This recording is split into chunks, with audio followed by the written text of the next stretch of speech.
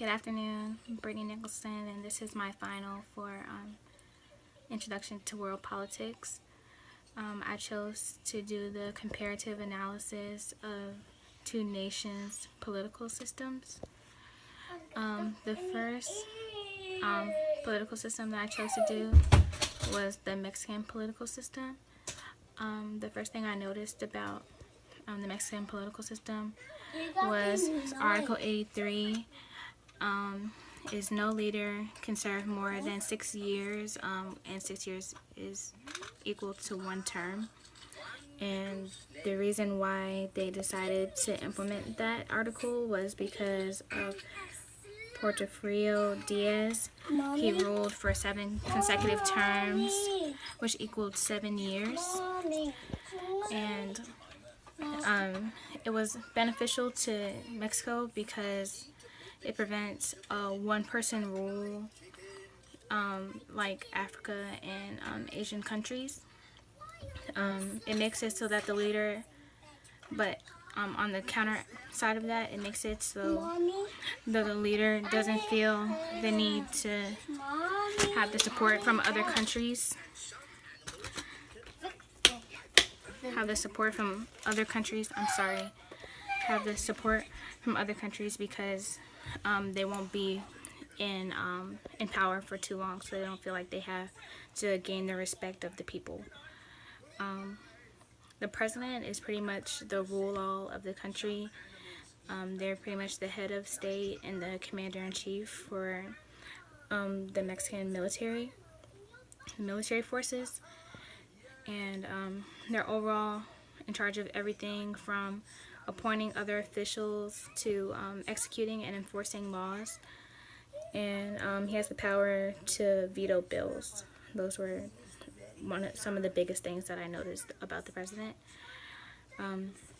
There's also no vice president, no mayor, or anything of that stature. It's just the president.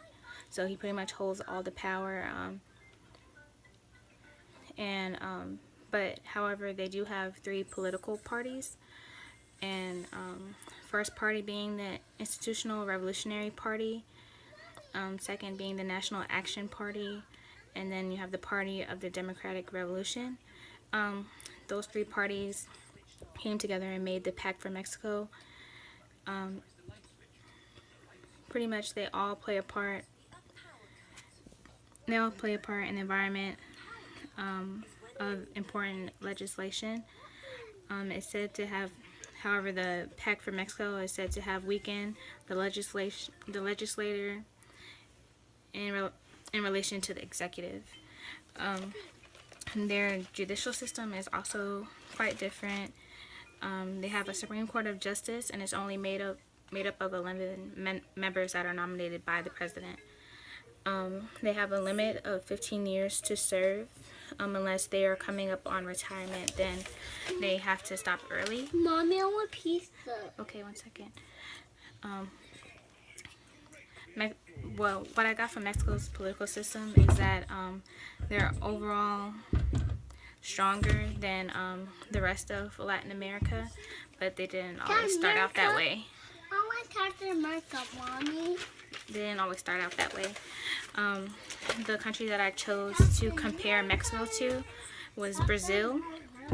The first difference between the two is that Brazil, every 2 years, the people of Brazil vote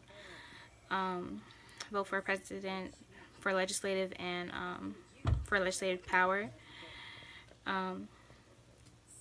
They have their government consists of the president, the state governor, the senator, federal representative, and state representative, mayor, and the city councilman. So that's quite a lot in comparison to Mexico.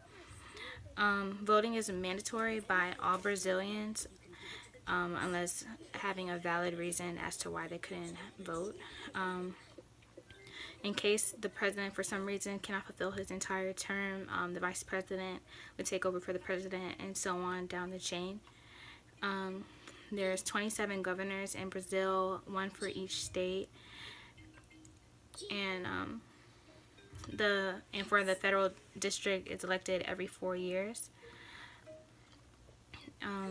That's pretty much the biggest parts of the comparison between Brazil and Mexico and their political system is that Mexico is pretty much governed strictly by Mommy, the president, whereas Mommy, Brazil has a Mommy, larger chain. A new shirt.